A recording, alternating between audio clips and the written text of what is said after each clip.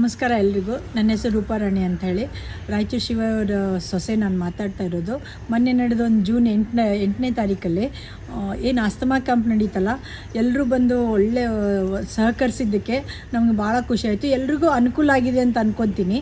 ಅದ್ರ ಜೊತೆ ಅಲ್ಲಿಯ ವಾಲಂಟಿಯರ್ಸು ಮತ್ತು ಪೊಲೀಸ್ ಸಿಬ್ಬಂದಿಗಳು ಮತ್ತು ಡಾಕ್ಟ್ರಿಗೆ, ಅಲ್ಲಿ ಪ್ರಸಾದ ಕೊಡೋರಿಗೆ ಎಲ್ರಿಗೂ ಒಂದು ಥ್ಯಾಂಕ್ಸ್ ಹೇಳೋಕ್ಕೆ ನಾನು ಭಾಳ ಇಷ್ಟಪಡ್ತೀನಿ. ಇದಕ್ಕೆಂದರೆ ಎಲ್ಲರೂ ಕೂಡಿದ್ದಕ್ಕೇ ಈ ಕ್ಯಾಂಪ್ ಆಗಿರೋದು. ಈ ಕ್ಯಾಂಪಲ್ಲಿ ನೀವೆಲ್ಲ ಬಂದು ನಮ್ಮ ಜೊತೆ ಕೈಗೂಡಿದ್ದಕ್ಕೆ ಬಹಳ ನನಗೆ ಖುಷಿ ಆಯಿತು. ಇದ್ರ ಜೊತೆ ನೀವು ಈಗ ಏನು ಮಾತ್ರೆ ತೊಗೊಂಡಿದ್ರ ಜೊತೆನೇ 15 ದಿವಸದ ಏನು ಒಂದು ಪಥ್ಯ ಇದೆಯಲ್ಲ, ಅದನ್ನು 100% ಮಾಡಲೇಬೇಕು.